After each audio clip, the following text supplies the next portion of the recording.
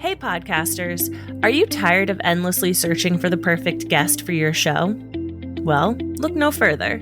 Podmatch is the ultimate platform for connecting podcast hosts with guests.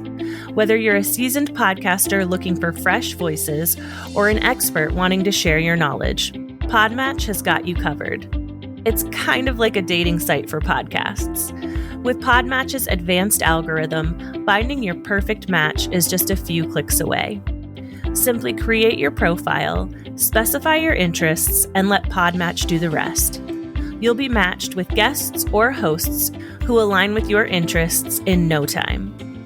To get started today, visit www.joinpodmatch.com/Quiet Connection Podcast and start making meaningful connections that will take your podcast to the next level. Hi, welcome to Quiet Connection, a podcast dedicated to ending the stigma around postpartum mental health. I'm Chelsea. In today's episode, you get to drop into a long overdue chat with one of my best friends, Ashley. We jump headfirst down several rabbit holes while discussing her journey into motherhood and how it affected her perception of herself as well as her physical health. Hold on tight and let's dive in. Hello. Today I am here with one of my very best friends, all the way back from my college days, Ashley. Ashley, how are you? I am good. I'm, hanging in. Typical mom around the holidays. Yeah.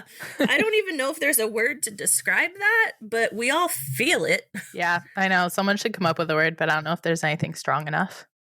I can't drink caffeine, but I'm assuming they don't make coffee strong enough for a mom around Christmas time.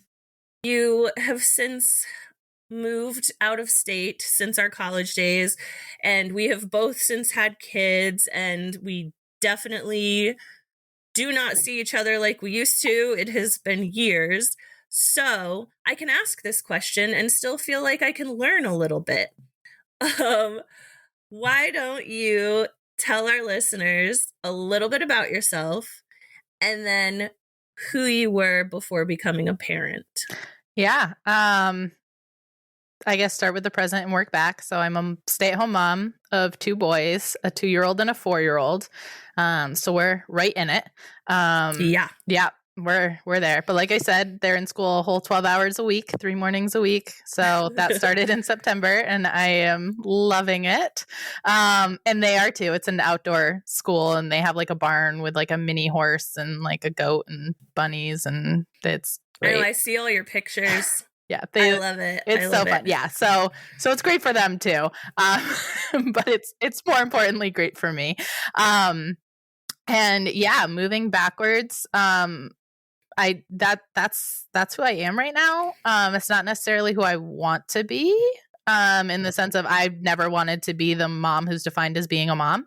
I've never wanted that to be my personality. I had big plans. I'd have kids and, I was going to be predominantly a stay-at-home mom, but I was going to have hobbies and activities and like clubs and volunteer. And, my kids would be babysitters, and that worked really well for 5 months. And then the pandemic came and then there was another baby. And so slowly getting back around to that vision 4 years later.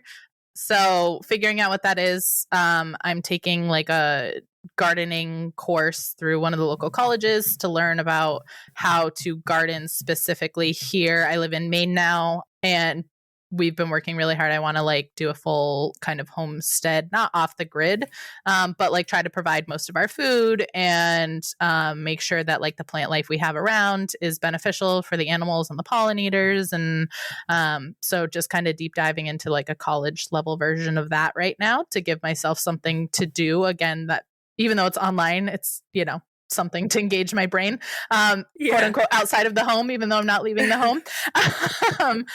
So that's me now. And then, me before then, I always tell people I peaked in college, which again is when you and I met. I did all You were busy. I did all the things. I was involved in everything. I, was taking a full course load, sometimes extra. I was, student government. I was an admissions counselor. I was president of the rugby club, along with like 12 other things. And after college, I think I did the same thing most people do in their 20s and went, oh, now what do I do? I knew that I couldn't really use my degree for a career I wanted. I knew I probably wanted to be a stay-at-home mom. So was it really worth going and getting a master's degree, knowing that I'd probably have to pause a career? But on the flip side, was I going to want to get a master's degree when I became a stay-at-home mom? So should I just get it done? Tried to go that route. The program, I was paying a lot of money to be more miserable than I ever had been in my whole life. So I decided maybe I shouldn't do that.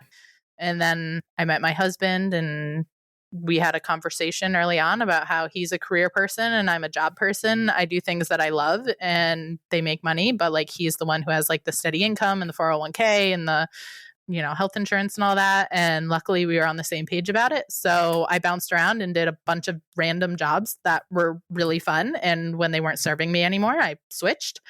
And then, life kind of evolved, and we said, oh, maybe we'll move to Maine someday, but right now we're going to buy a house in Vermont. And then a year and a half later, we decided to move to Maine, and then we found out we were pregnant. And so I feel like it's were you trying to get pregnant? Yes. So okay. Our pregnancy journey was so we got married in May of 2018. And we kind of said, all right, I'd finish out like whatever round of birth control I was on. And then once I was off, we wouldn't try, but we would not try. And just, sometimes it takes a while, sometimes it doesn't, blah, blah, blah. So it was like June when we kind of started thinking about it. And then in September, I got a phone call from Be the Match, the bone marrow registry, that I was a match for someone who needed a donor. And I obviously can't be pregnant and donate bone marrow, or in this case, it was stem cells. So we stopped trying in September because obviously if I can try to do that, I'm gonna. So we stopped trying in September. I did the donation in December. We found out we were pregnant in February. So it was like, it was like as soon as I figured, like as soon as the donation happened, it had to have been like right after that. Because I think I was only celebratory.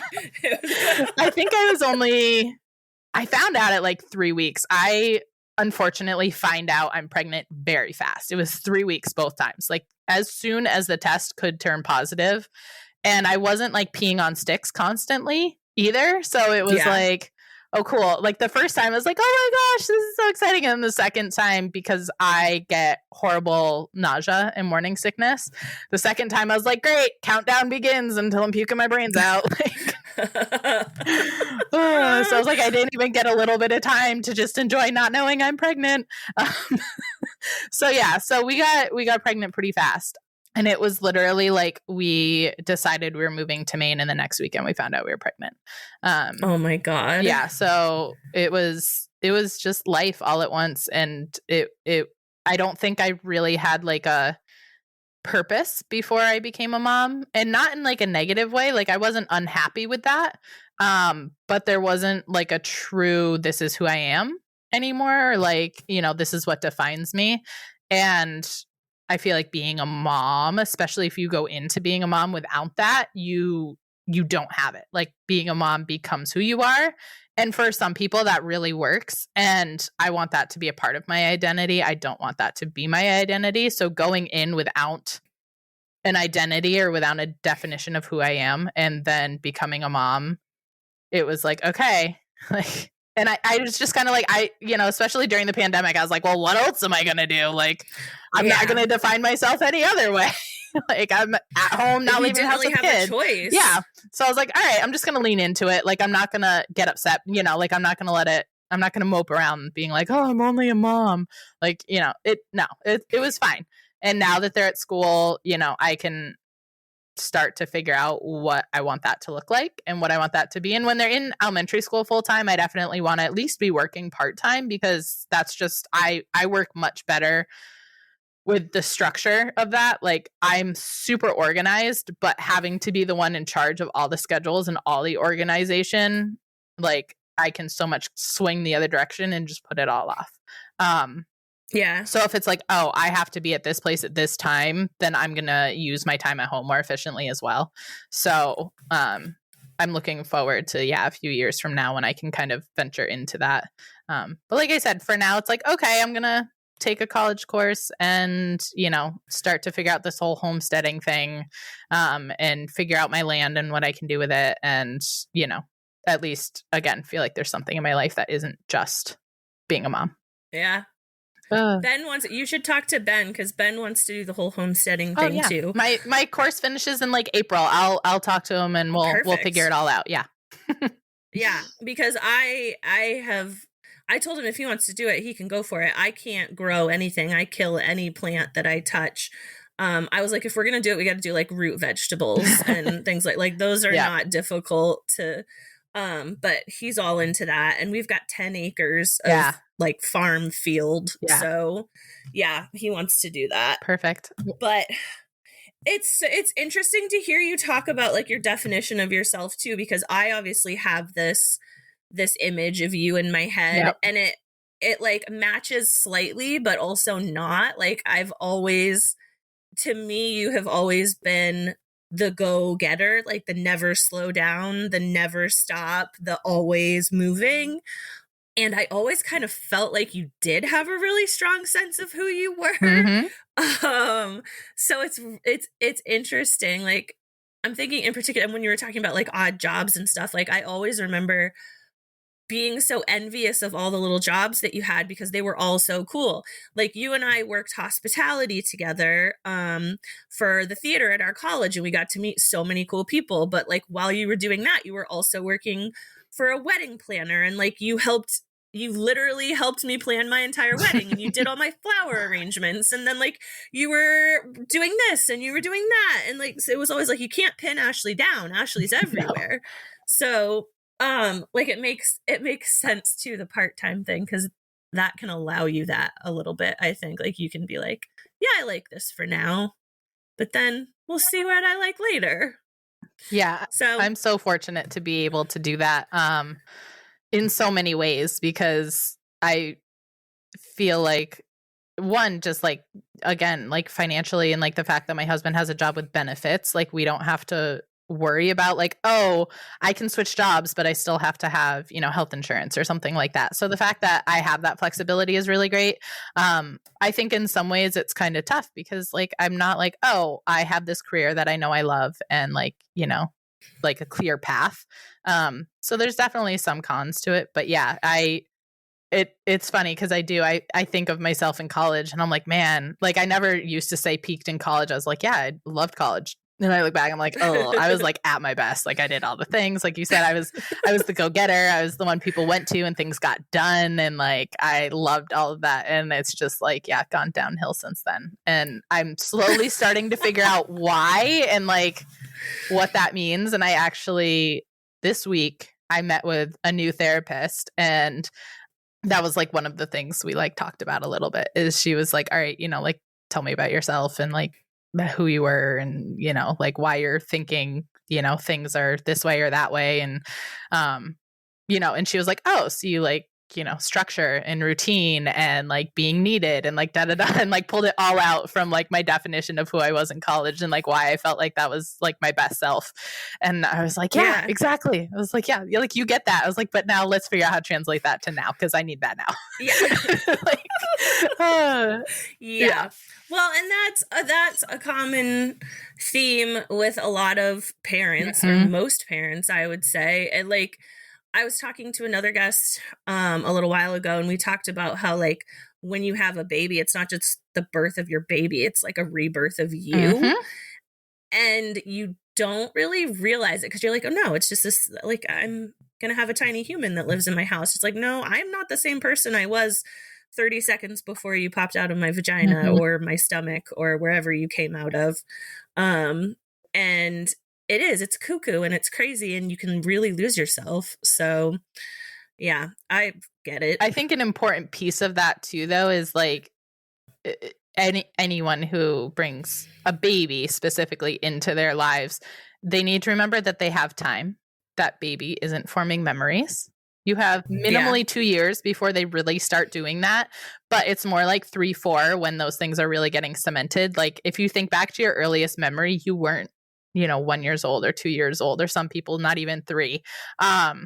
So it's like, yeah, this comes along and all of a sudden you're having this identity crisis, but like, and you're probably thinking back to like, my parents never had an identity crisis. Like my mom was always my mom. My dad was always my dad. My, aunt was always my aunt. Whoever your caregiver was, like, they weren't having an identity crisis, but yeah, they probably were. And you just weren't forming memories yet.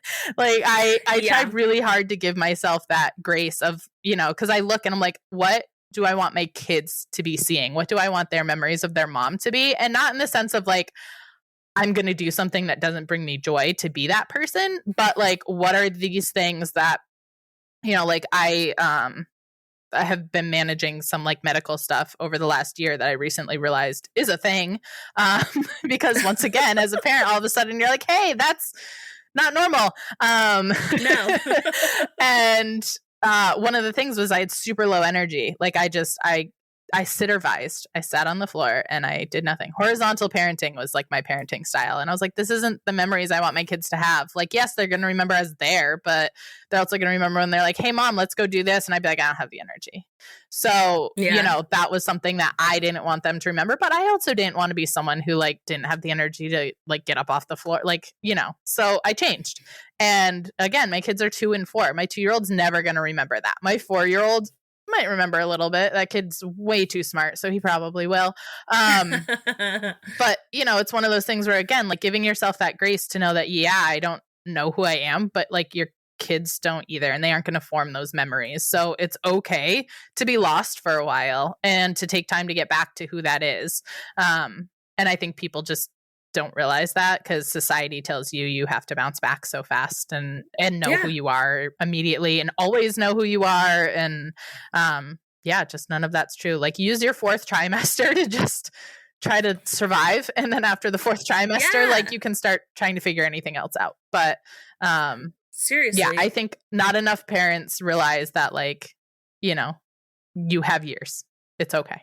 They aren't going to remember. Like one of the reasons we had our kids.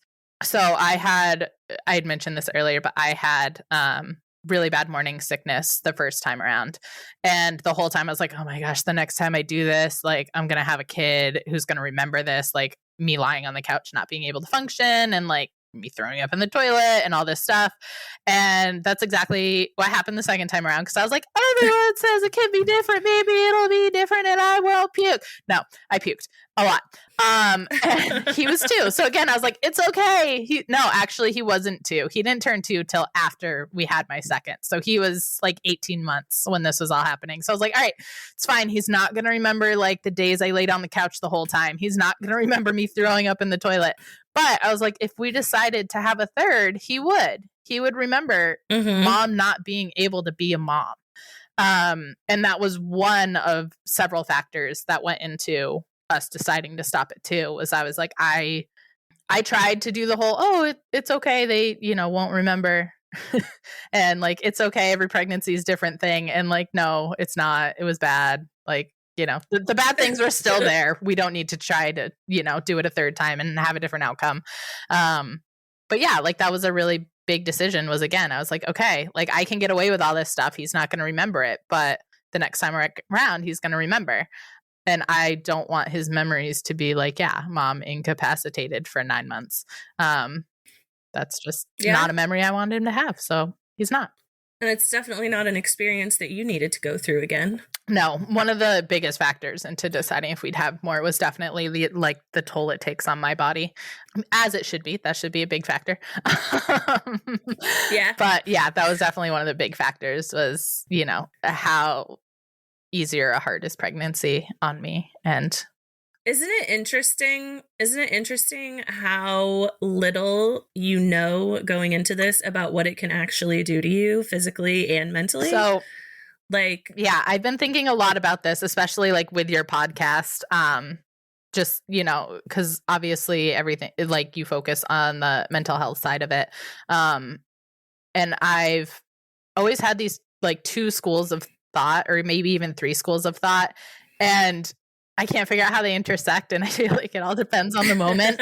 But it's like there's the one school of thought that like women's bodies have been doing this forever. Like our bodies got this. We got this. We've been doing it. Like our bodies know what to do. They're designed for it. Like we got this. Women are great. Like this is incredible. And then there's the other side where it's like, no, every woman's different. Every body is different. Like everyone's going to have a different experience and they're all valid, and like leave women alone and support them and like stop. And so it's, you know, then there's like the two sides of the coin with like, okay, there are women who want to have the birthing process be, you know, kind of very solo or like with their partner, but not a lot of people. They can do it themselves, you know, without any assistance. And, you know, that's their journey. And then there's the other side where it's like, nope, I want to walk into the hospital and I don't want to remember anything. I don't want to feel anything. Like I want the baby in my arms, and then I want to go home and have my entire family there, and I want them to be like all hands on deck. And again, it's like there's different schools of thought into like, you know, and there's not a right or a wrong, but I flip-flop all the time between like women's bodies got this, like we know what we're doing, like leave us alone, and being like, why is there not more support? Yeah. And again, it's not right or wrong, but it's just so funny because it's like I have some moments where I'm like, hands off my body, like I'm fine, and then I have other moments where I'm like, why is no one cradling my body? It's like, well, but it's funny though, because you're right in both senses, and I'm learning that like life is not this or that. It's always life is this duality. And yeah, our bodies are capable. I don't even want to say like our bodies were made to do this, but like our bodies are capable of doing this. And that's great. Women also died in childbirth. Women also died in pregnancy. Like it's not like back in the 14 and 1500s, they were just like, popping up babies, pop, pop, pop, pop, pop. I mean, they were, but they were also dying.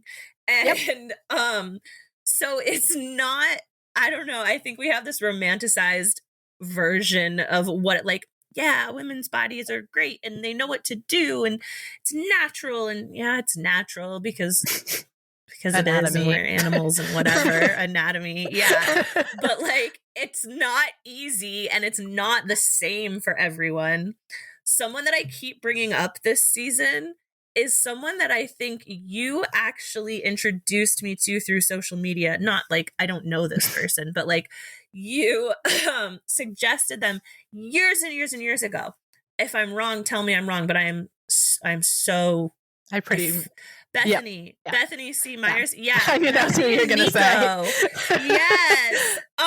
So it was years and years and years ago, but like I was going through my own like gender identity thing and sexuality and all that stuff. And it was when I was like coming out as bisexual and non-binary, and you suggested these people and body neutrality. That was the big thing, body neutrality.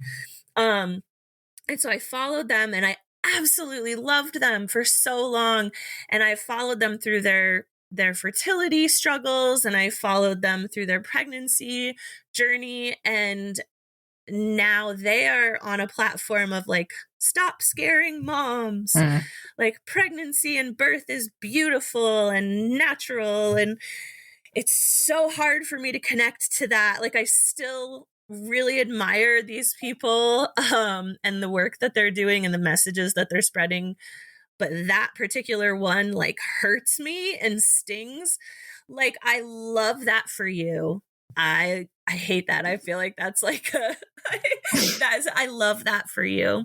If you follow Mr. D on TikTok, I love that for you is gay for bless her heart. But I love that for them, that it was everything they wanted it to be. And I understand that you don't want to scare birthing people, but your experience is not everybody's experience. And that's hard. I think one thing that I expected was that as soon as I got pregnant, I'd all of a sudden find all these other pregnant people, and then I'd birth, and I'd find all these other people that had recently birthed, and then I'd have a newborn and find all these other people that had newborns. And society talks about how it takes a village. And I was like, oh, that village just shows up. Like the same thing, when you become a grandmother, suddenly, those ugly Christmas sweaters show up on your doorstep. It's just like how the world works. And subscription. Yeah, it's like you just hit this certain point in life and everything just shows up. And so that was like my assumption and my understanding. And we did like, the birthing classes through the hospital so we could meet people and all of the things. And that's not what happens at all. Turns out super isolating. And even if you know someone, you're in newborn land, so you're not seeing them. And then of course, pandemic. So like that super didn't help the situation. I think I went to like 2 classes with like other babies, didn't really make a connection with anyone. And then there was a pandemic. And so I think I'm finally at the point where I have mom friends now that like I see regularly because my kids are in school. So just to everyone out there who assumes that once they have a baby, there's other people with babies and you have a tribe. It's okay. That's not actually how it happens. Usually you have to wait till your kids are in school or daycare.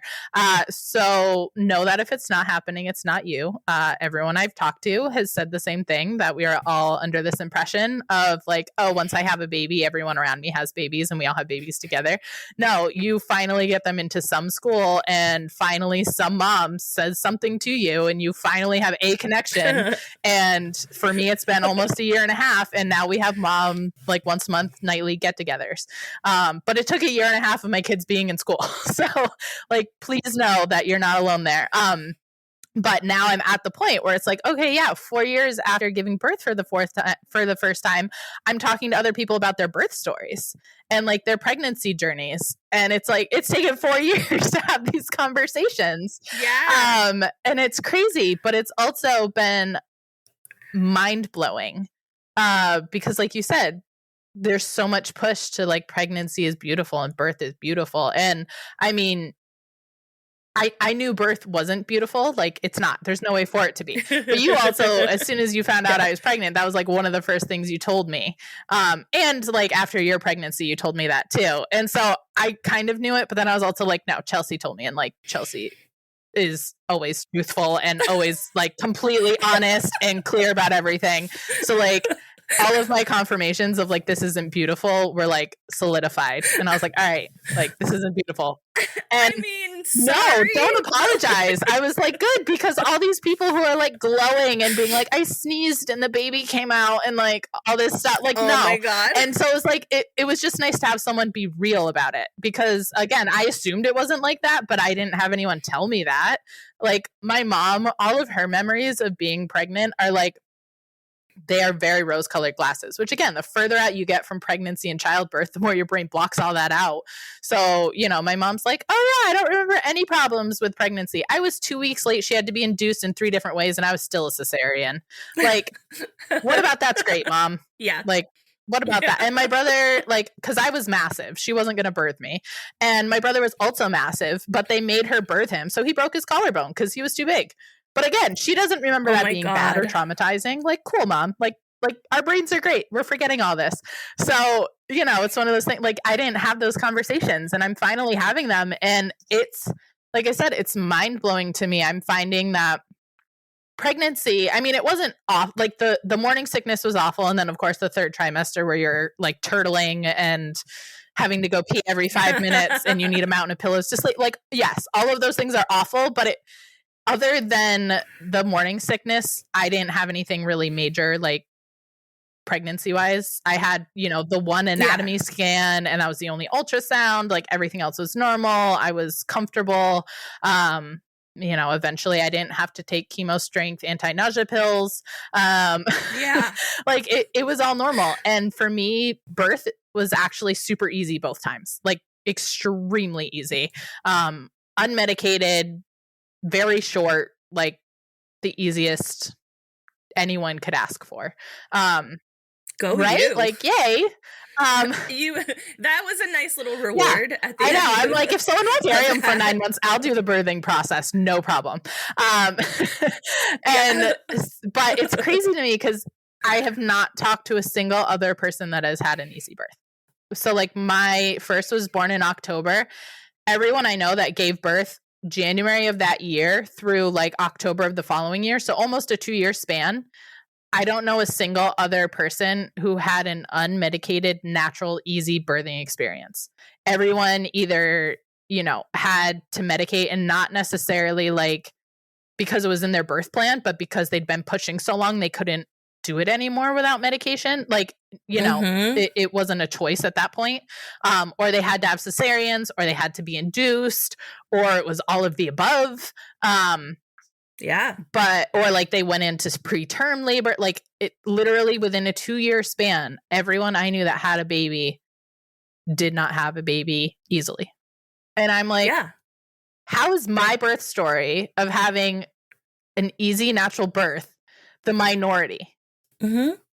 No one tells you that. And what a difference. That's what I'm saying. And so what a difference it would make.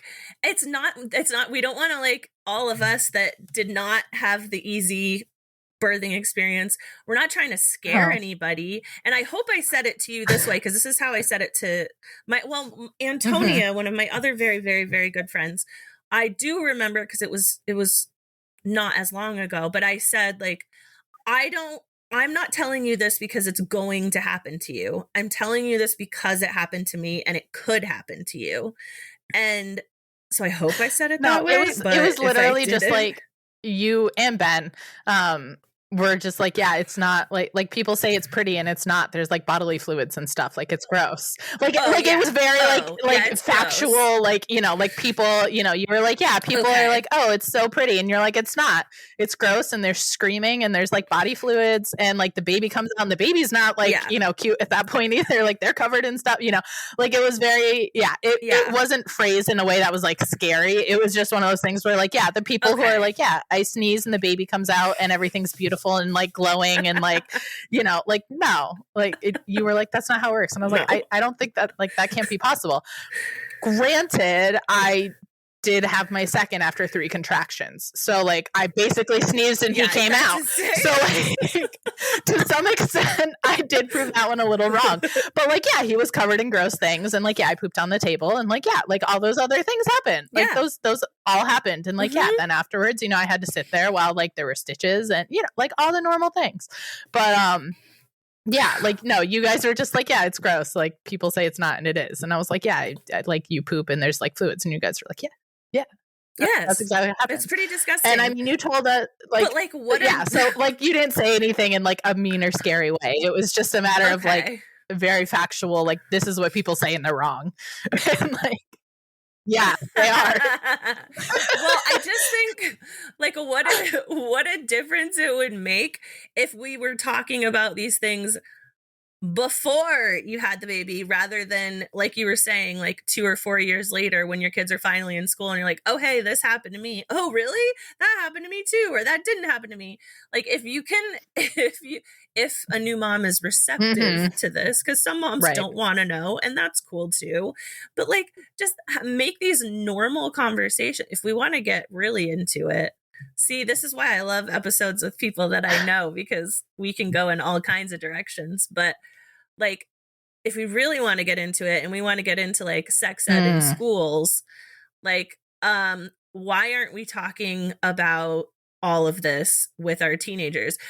And this is a joke. I'm prefacing this with this as a joke, but if you really want to scare them into not having sex, talk about postpartum depression, talk about pooping on a table, talk about like, I'm sorry, like, and I am not for abstinence. That is not my, I don't prescribe to that way of thinking. So like I said, joke.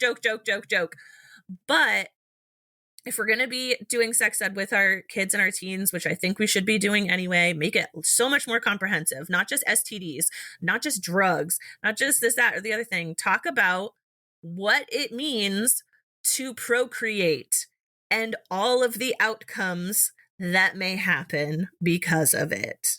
And then you don't have moms that are like, I must be psycho because I'm afraid I'm going to throw my baby down the stairs. Or I must be dying because I'm pregnant and I'm throwing up so much that I physically can't eat.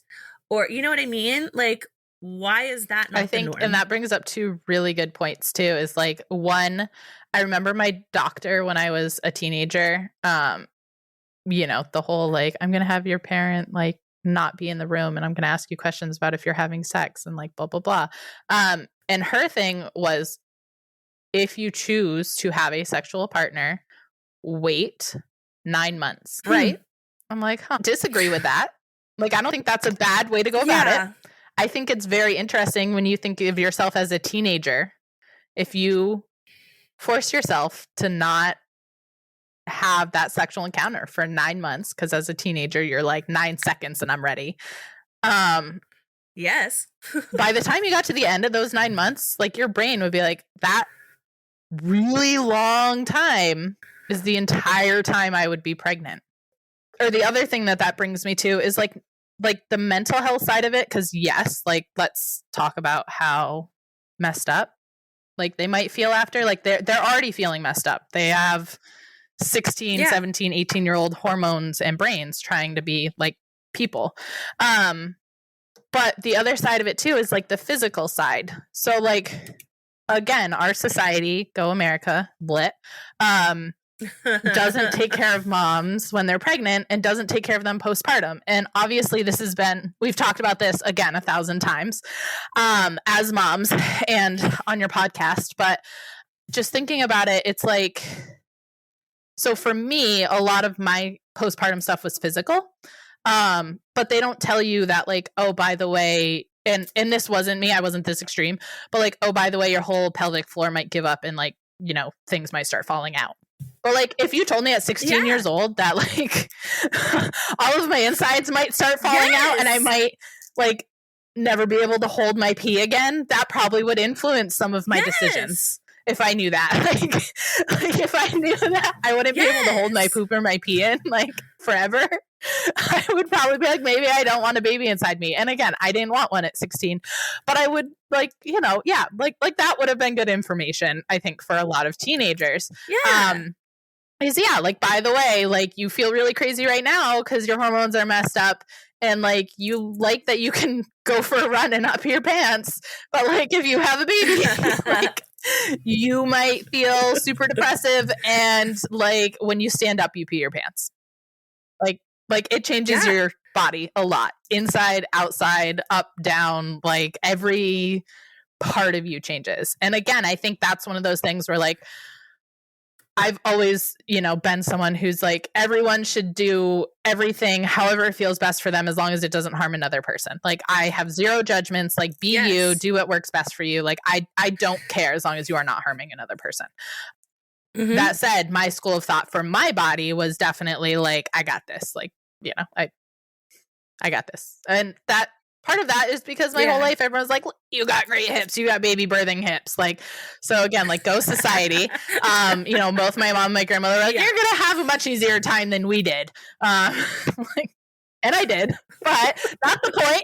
You did. Like, so like came around and like, turns out everyone was right. But it's, like my way of thinking was very much like, like my body's got this. And it did. But I did not know afterwards, like what could change. And so like, after my first one, no, I didn't go to a pelvic floor PT. I didn't even know that was a thing. Exactly. After my second one at my 6th week, I was like, give me the referral now. And she was amazing. And I needed it much more after my second, because I was so weak after my first and just like didn't do anything about it. And then, so my pelvic floor PT was amazing. She was incredible. I definitely needed her more and I'm glad I had her. But again, like, why is that not the norm at a 6-week appointment to give a mom a referral for a pelvic floor PT? My best friend is literally a physical therapist and she's had 3 now. She had twins and then a single. And she, like, that was not normal in her profession. Like in school, like we've talked about how everyone needs it. And she's like, even in school, she's like, I don't think there's even a full chapter on it. Can we talk about it for a second too? Because you're not the first person who's brought up pelvic floor therapy, but I didn't know what it was. And I didn't know that it was a thing. And the only reason that I got it is because I was seeing a chiropractor to try to get Avery to turn. She was breech. And anyway, so I kept seeing the chiropractor afterwards, and they were like, "Oh, do you want us to do some pelvic work with you?" And I was like, sure. Like, I don't know. Yeah. Well, can we talk about what it is? I don't even think people know what it is. It's kind of invasive, and you need to like really trust your practitioner. I spent a lot of time with a lot of hands in my vagina after I had kids. Way more than any, like, if you added up all the times I had a pelvic exam prior to having kids, it comes nowhere close to the amount of time I needed hands inside my vagina, inside my vagina after having kids. Yeah. Like, not even close to it.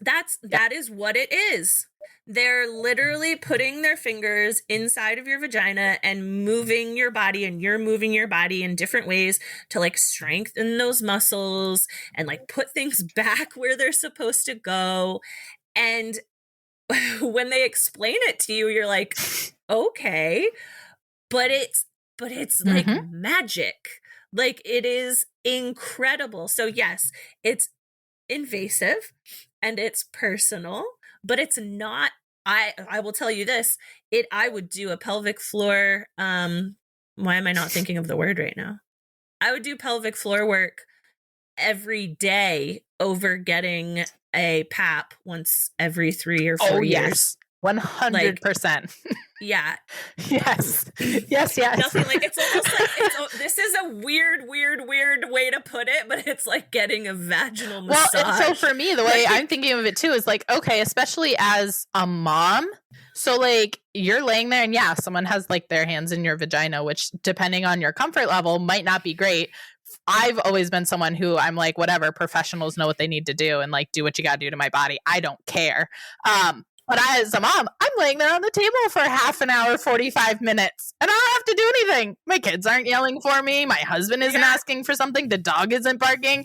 I'm just laying there. It's the same thing as getting a massage. You get to just relax, zone out, do nothing. And for me too, like you said, there's so much that's muscular. I had a ton of nerve stuff. I had a bunch of nerves that were like super confused about how to be nerves, I guess. So I had to have, a lot of manipulation to get those nerves to stop firing the way they were firing. So it's like, like it was totally worth it to lay on that table for like 45 minutes, however many times a week, to like be able to feel things properly again. And it's one of those things where, like I would, PAPs are not comfortable. I would so much rather pelvic floor PT. And it is, like you don't know going in. Like you think when you hear PT, you think exercises, and 100% there are exercises involved. But like, they're going to go in there and they're going to see what you can and can't do. And because there's all different levels of muscles and there's all different levels of nerves, and they have to figure out what's working with what. And hopefully you find a really good PT who looks at your whole body as well. Because the nerves are attached to your spine. So is it something that's going on in your spine? And like one of the big things that my PT found that she didn't find until literally I was walking out of the office, and she noticed I was walking like I was pregnant. Like I was walking out of the office and she's like, sternum down. And I was like, what? And she's like, your sternum's pointed at the ceiling. And I was like, what do you mean? And, because I was thinking, oh, my shoulders are back. I have good posture. She's like, you're walking like you're pregnant. I was like, been. Well, that's it. I was like, oh, I've had 2 kids in 2 years. Like, like they were less than 24 months apart. Like I've been pregnant a lot of the time. Yeah. But like just that little bit of knowledge, I was like, oh, so I'm not walking shoulders back, good posture. I'm walking like, pinching my spine and separating my abs posture. Like that's bad as a mom. Yeah. So it's one of those things where it was like, even to this day, like I'll be standing and I'm like, oh no, like bring my shoulders in, tuck my pelvis. Like, oh, okay, that's proper posture. Again, like no one tells you this when you're pregnant. No one tells you this after you have a baby. No one tells you this in sex ed. And it's like, oh, okay. So like, no. Again, you just think that like every mom's body bounces back, and our brains automatically go to, oh, everyone's belly is supposed to get flat again, and like, oh, breastfeeding helps you lose weight, and you're like all the millions of other things that we're told. And it's like, even if your belly bounces back, that doesn't mean you can like laugh without peeing yourself. Like, just because your stomach's flat, that doesn't mean your pelvic muscles are good. Or like, you know, I, at one point in my life, had major back pain because of the size of my chest. Like, hey, guess what? Your chest grows when you're breastfeeding too. So like maybe you have new back pain from like those positions. And it's just, yeah, no one tells you about the mental or the physical aftermaths of carrying a child, whether you carried them to term, whether you were preterm, like it doesn't matter. It's like, it's such a small window before your body. It starts with the hormones, then it gets to the physical, and like between the two, like you are different. Yeah. You are different. You can't come out of this experience as the same person. Yeah. And it you know, whether it's a single hormone change or a single part of your body that like got altered, no one tells you any of it. And it's mind blowing. And again, then you don't have anyone to talk to about it for so long. And granted, the fourth trimester, like you're not a human. You're just like a bot who's like on a 2 to 3 hour timer. And that's it. And that's fine. Like you don't have to talk to someone about it immediately. But the fact that you still don't have someone to talk about for so long is just, yeah, you don't realize how much is normal. And then you just want to tell everyone. You want to like scream at the top of your lungs, like this is all normal and this is all like what happens. And like you have no way to tell everyone. And then, yeah, if you do tell people, you know, oh, are you being too harsh? Or like, you know, like, no, like it's just, you want people to know that they're valid. Well, that's the thing is that me telling my story and you telling your story and all of my guests telling their stories, they're also different. And it does not diminish somebody else's story. And I'm not upset that people have that stereotypical pregnancy and birth experience. That's not what I'm getting at. I might be a little envious. I'm not going to lie about that. Yep. But like, I'm not mad, and I'm not saying that that's not normal or that's wrong. What the point is that there is no freaking normal. There is no like, there's gold standard, obviously, like what you want, but every single experience is okay. It's all okay. So just pressing one narrative of you're gonna glow and you're gonna feel your baby kick and you're gonna love it instantly. And then they're gonna put that baby on your chest and you're gonna feel all of the feelings. It's like, that's one thing that might happen. Just like when you go to McDonald's and you order a meal, you might get what you ordered, but you might not. Like, and I think, like, I think the narrative too, which again is so tough, is that you have control. I tell everyone the moment that stick gives you 2 lines, you are officially out of control. You have the most control when you are pregnant because you are at least having control over what's going into your child. But know the moment that you get that positive test, you no longer have control. The only thing you can control is how you react to the situation. Yes, there are going to be times where you plan or want something to go a certain way, and it does. And that's great. And honestly, that's probably the majority in a lot of ways, like in the grand scheme of raising a human. But you have no control. You don't know how your pregnancy is going to go. You don't know how your birth is going to go. You don't know what kind of newborn you're going to have. You don't know, like, you don't know. So yeah, you might think you're going to have the perfect pregnancy and it turns out it's miserable. You might have a tough pregnancy and have a super easy birth. Like I said, my births were super easy, but my first was also in the NICU for a week in a different hospital that he was birthed in. Like I was discharged 11 hours after I gave birth because there was not a bed at the other hospital. I gave birth 11 hours later. I drove to a different hospital and I was never tended to as a new mom. You never had after my first birth. Had postpartum care. Nope.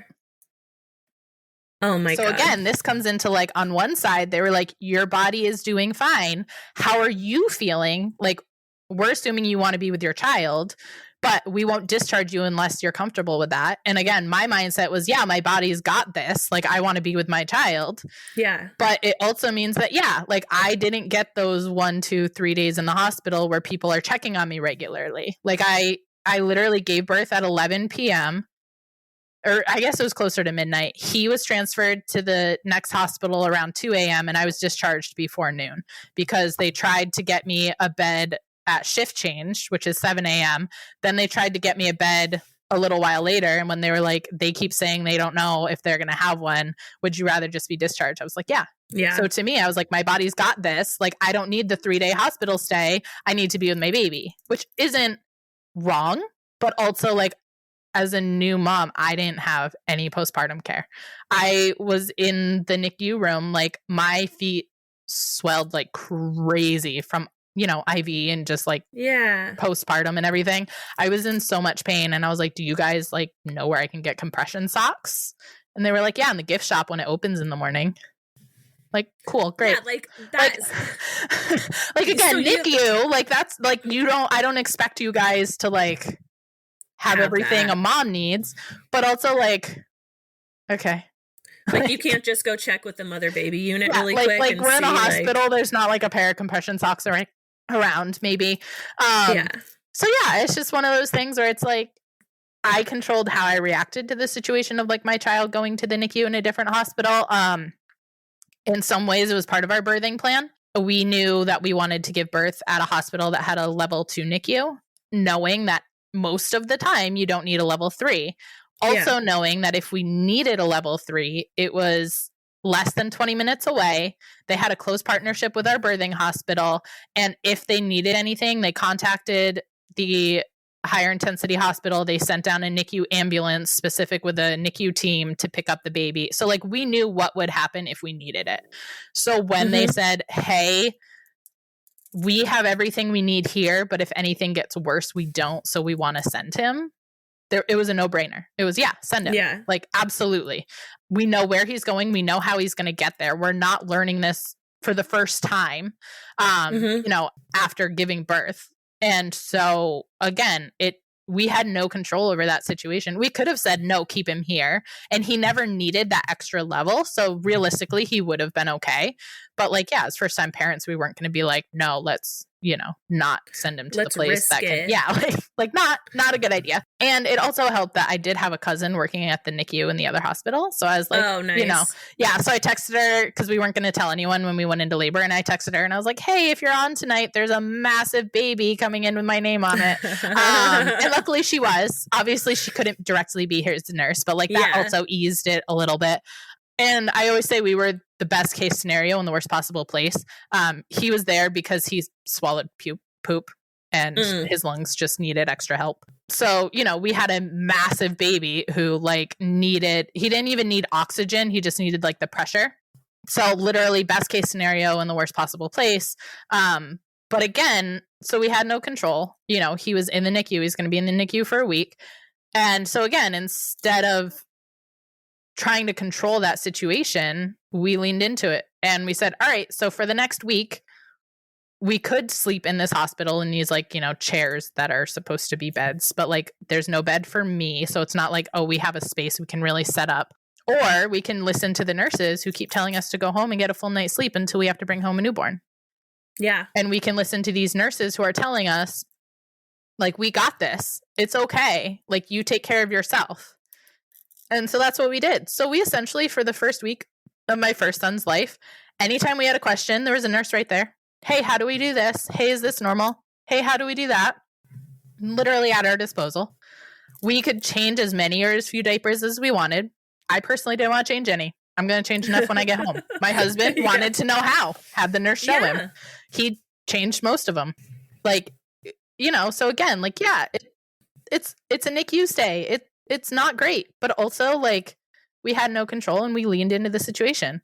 And it was as new parents for the first week, I was having to wake up every 2 to 3 hours to pump, but we were getting full night sleeps. We could stop at Starbucks on our way into the hospital. We weren't going to have lattes at home, those little things. So I think that the people who find out they're pregnant and they say, I'm going to have this perfect pregnancy, I'm going to look this way, I'm going to have everything set up this way, this is my birth plan and it's going to go exactly according to plan, I'm going to bring the baby home, things are going to go exactly as I plan, I'm going to, whatever, be able to breastfeed, I'm going to be able to formula feed, my baby's going to want this specific type of bottle I already bought 50 of. Like, people don't understand. That's not it. It's not going to happen. And again, it could. It absolutely could, but guaranteed one of those things probably won't. Yeah. And and again, I was in the NICU. My first, he was a phenomenal breastfeeder. Literally perfect latch first time. And that was, I didn't get to breastfeed until he was born on a Sunday night. I didn't get to breastfeed until I think Thursday morning. So it was a long time that I was pumping before they were willing to let me try, because they wanted to know he was able to oxygenate properly before they had him latch. And literally the lactation consultant and the nurses said they'd never seen a latch work so well the first time. Wow. Yeah. And that's crazy, especially given how long of a gap there was. Yeah. I don't understand how it worked. I'm so thankful it did. But it also got to the point where his latch changed. And I think it was probably due to teeth. But it was right at the beginning of the pandemic.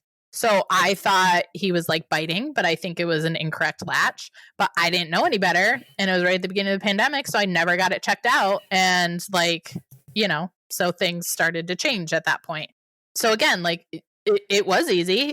It was very easy. Breastfeeding was easy for a long time. And then it wasn't.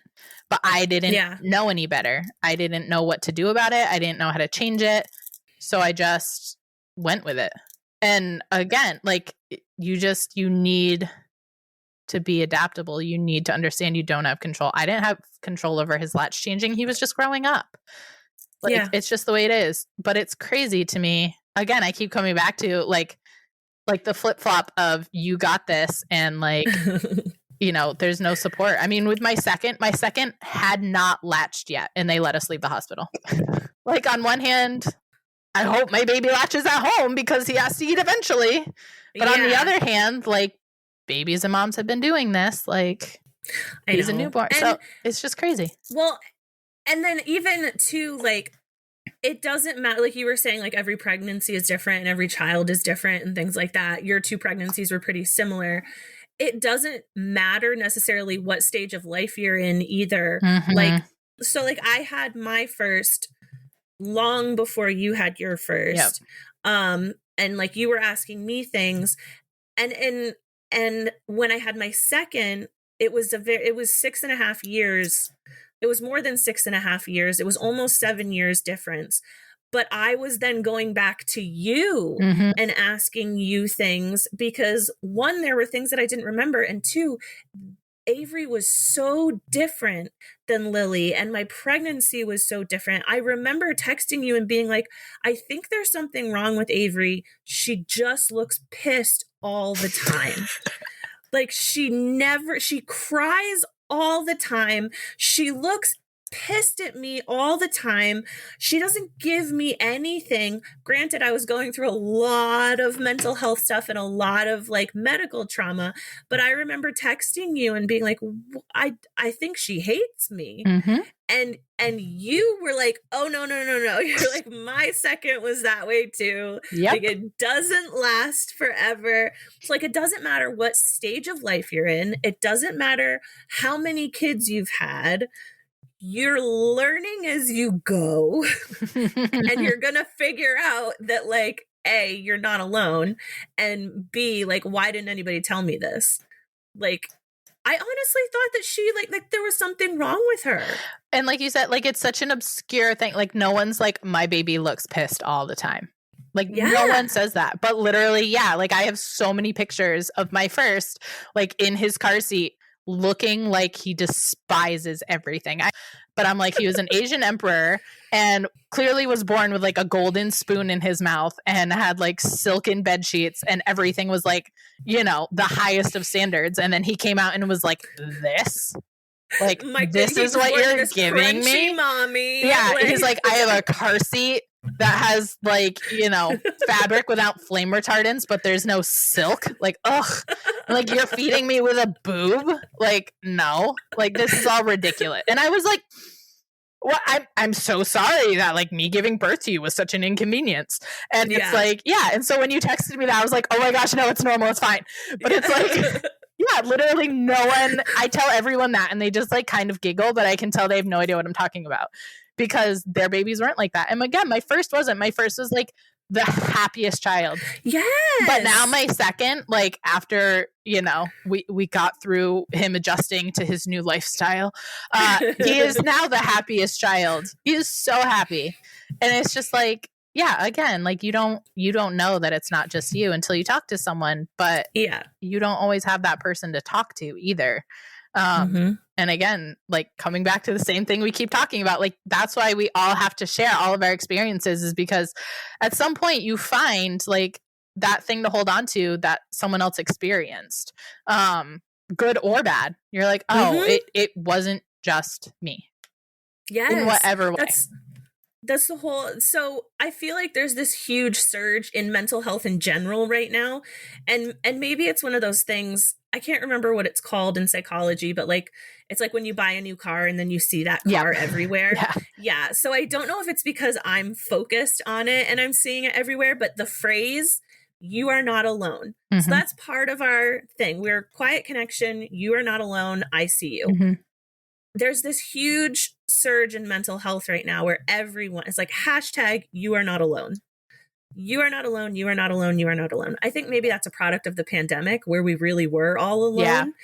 And now there's this huge push like, no. You're not. You're really not. I promise. But you're not. You're not alone. There is somebody, I don't even care if it's one other person. Right.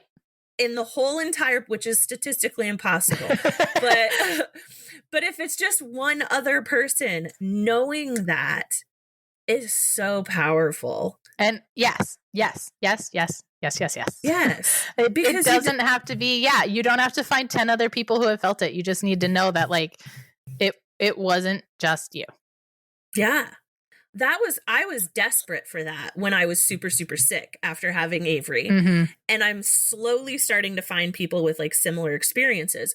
But even those even when I was super, super sick, just knowing the little reassurances, like, okay, Ashley's baby did this too. There's like, that's okay. At least that, of the million other things that my brain is telling me is wrong, at least I know that this is okay.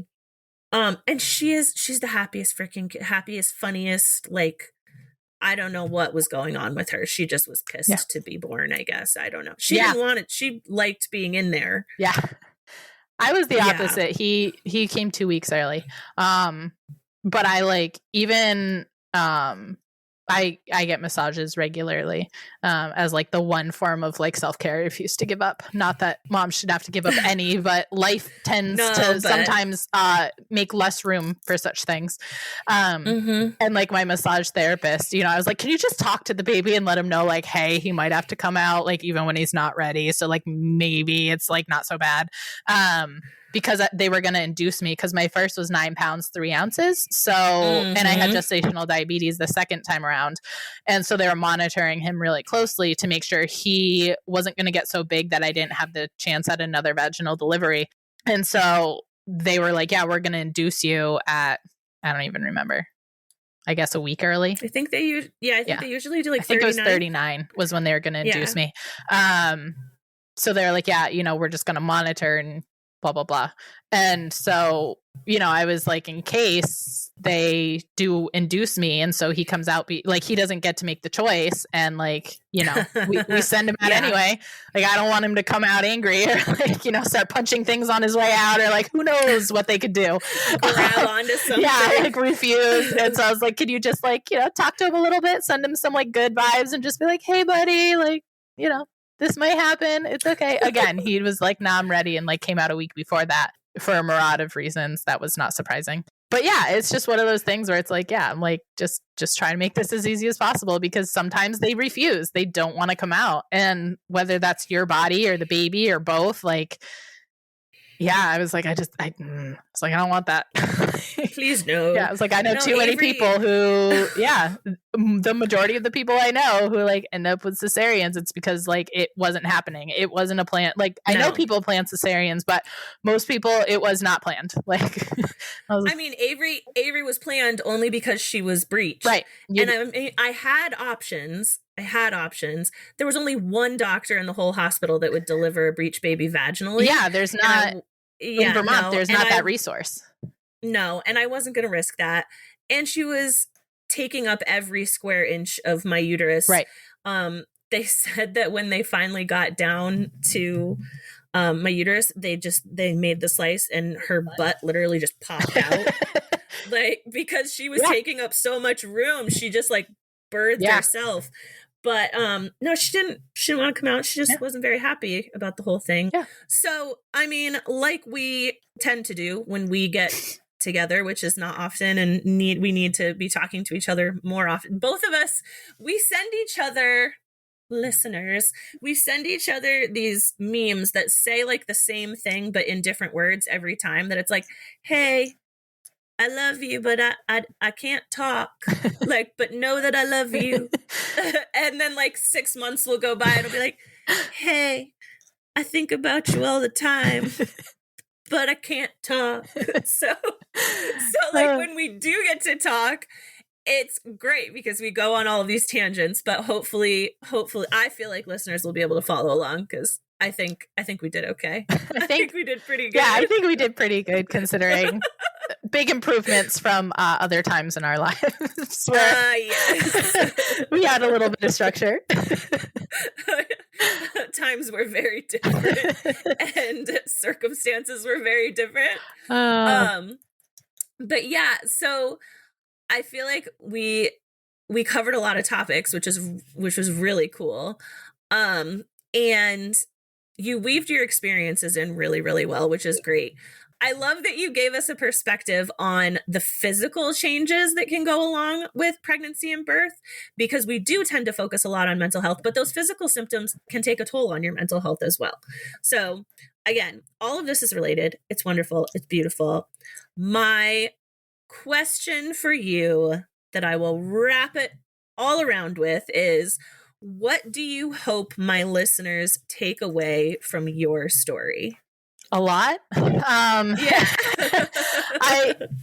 I think my biggest thing about like what I've learned through your podcast, because again, a lot of it for me hasn't been mental health in the sense of like I've had a diagnosis postpartum.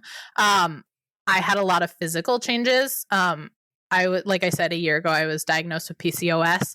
And one of the aspects of that, obviously, is that my hormones are totally thrown off. And there was a very long period where it was, oh, well, it's because you're pregnant. It's because you're postpartum. It's because you're breastfeeding. It's because you recently stopped breastfeeding. So there's a lot of ways in society, in my head, in the medical field, where it was like, oh, it's just because I am a birthing person that I feel this way.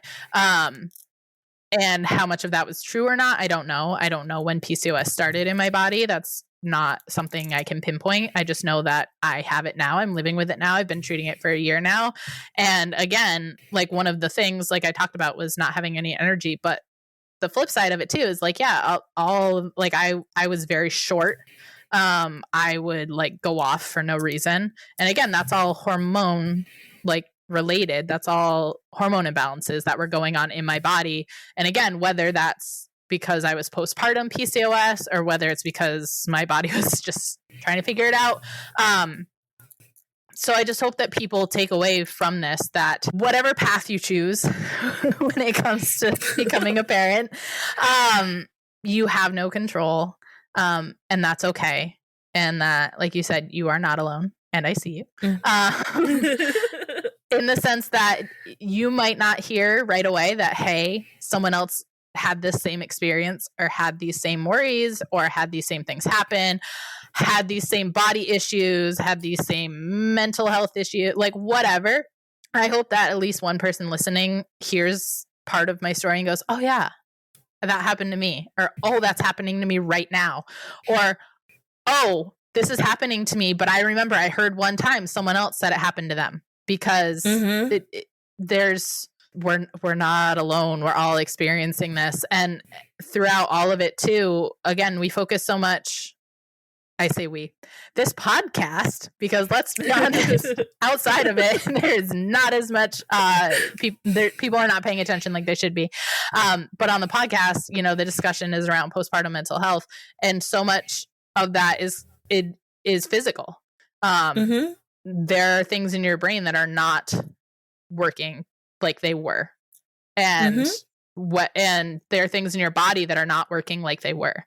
And I hope that people listen to this and realize that when something feels off, that's normal, to the extent that, something major just happened in your body. Whether there's something physically happening, whether there's something mentally happening, whether there's something physically happening that's affecting your mental state, the medical field isn't going to figure it out for you, unfortunately. So just like be in tune with yourself, but start trying to figure it out. You have time.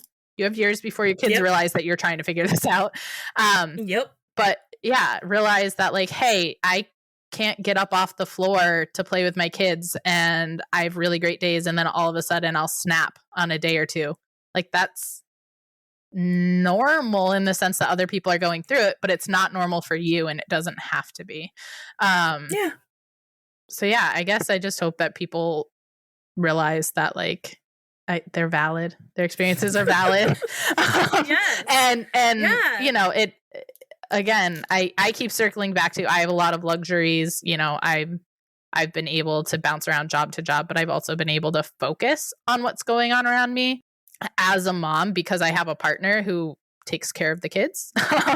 I'm not in this situation where I know a lot of people are, where it's like, oh yeah, my husband gets home from work and then he goes and watches TV, or oh, my husband is gone on the weekends because he needs to unwind with his friends.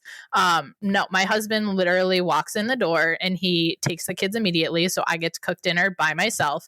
He does all of the bedtimes, he does all of the wake ups in the morning, he does all of the bath times. Anything he needs to get done on weekends, 95% of it, he does it with the kids.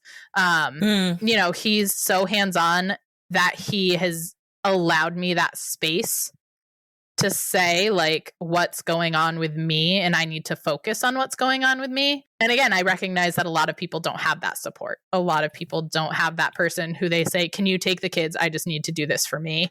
Or I need to figure out what's going on with me. Or I just snapped and I don't know why, but I don't want to do it again. And he also tracks my progress, just in the sense of, like, he's that person who's outside looking in, so he can be a sounding board about a lot of this stuff.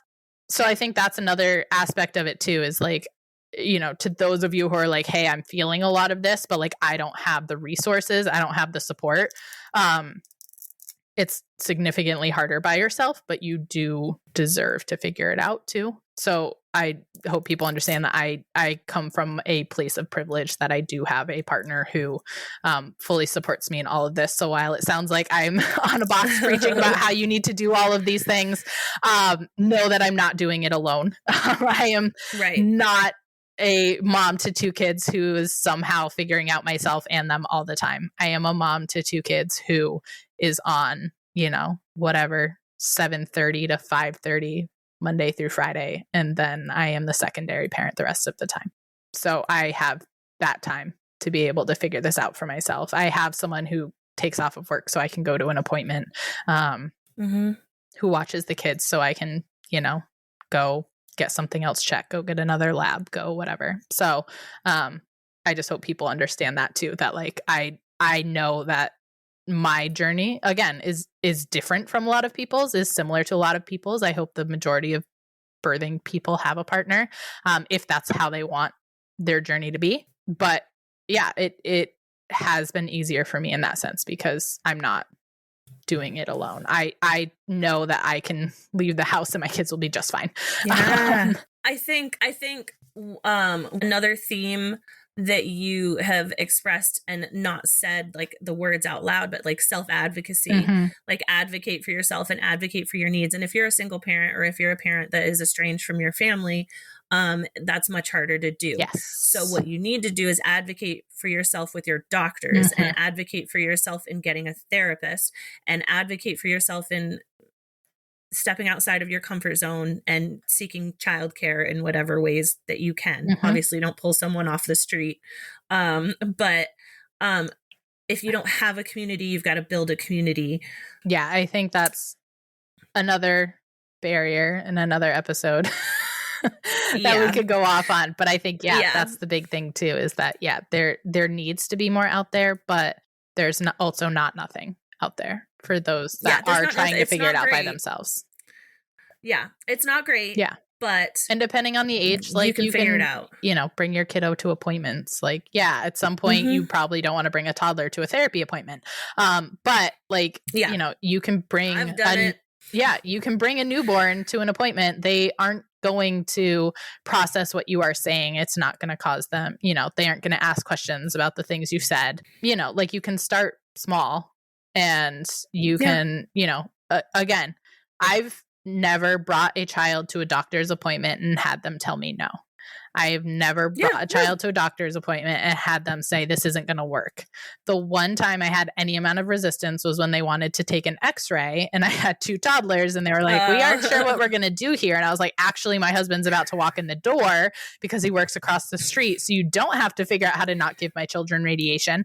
But that was the one time there was any resistance, and that makes sense when there's a 2 and a 4-year-old and an x-ray involved.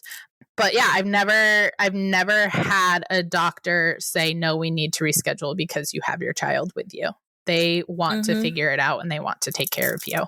And part of that is finding a team that you love. And that's not always easy either. But I think that's a big thing, is people think that 100% of the time you can't take your child with you to get the help you need. And that's not true. A lot of people would rather give you the help and, work around a child that's running around the office. Exactly. Avery went to plenty of my pelvic floor PT appointments when she was little. So pelvic floor PT. Yeah. Oh my goodness. I think both of my 6-week postpartum exams, I was breastfeeding while they were examining me. Like, it's just, when you have a little one, especially like when they aren't totally mobile, or honestly, even when they're starting to get mobile, bring a box or like a sturdy reusable shopping bag and you can plop them in it with toys. They aren't going to explore, but they have something to do and you can like do what you need to do. Like, there's, again, service providers want to provide you with this service. And one of the good things that has come out of the pandemic is that so much is virtual now. So like pelvic floor PT, no, you can't have that happen virtually. But when you move past the point, like I still had plenty of exercises, even after I needed like the internal work. So like there was a snowstorm and I just did virtual exercises to make sure that I could do them properly at home with my physical therapist. Yeah. Like there's, and that's just how it goes sometimes. That's one of the few good things that came out of the pandemic is you can talk to your, physical floor therapist. You can talk to your physician. You can talk to your gynecologist. You can talk to your therapist. Well, we could keep talking for the next 8 hours. Absolutely. But so maybe Ashley will become a recurring voice on the podcast. I think that's probably good for both of our mental health. I think you're right. But for today, thank you so much. I'm excited because this is a different perspective. And I love these conversations where we can sort of weave in your story with also just talking about life in general as a parent. So yeah, just thank you for sharing your story and thanks for being on my podcast. Thank you. I'm awful at listening to podcasts. And so the fact that you started one that is just so incredible has made it so now I have a podcast I listen to and I can drop the kids off and just go home and sit with my coffee and listen to another mom and say, oh my gosh, yeah, that happened to me. Or, oh my gosh, like I can't imagine going through that. And it helps, like I have said before, to just hear your voice once a week. It makes it feel like maybe we see each other more than once in the last 4 years. Yeah. Chelsea was the first person to know I was pregnant, by the way, people. Yes. Yeah. So, and I knew too. I was like, yeah, I was going to say not because I told her, but because we, again, tangent, we agreed to go to brunch and I turned to my husband at the time and I was like, just so you know, I know we're not telling people that we're pregnant yet because it's early on, but there's a 99.9% chance that Ben and Chelsea will know within minutes that I am pregnant.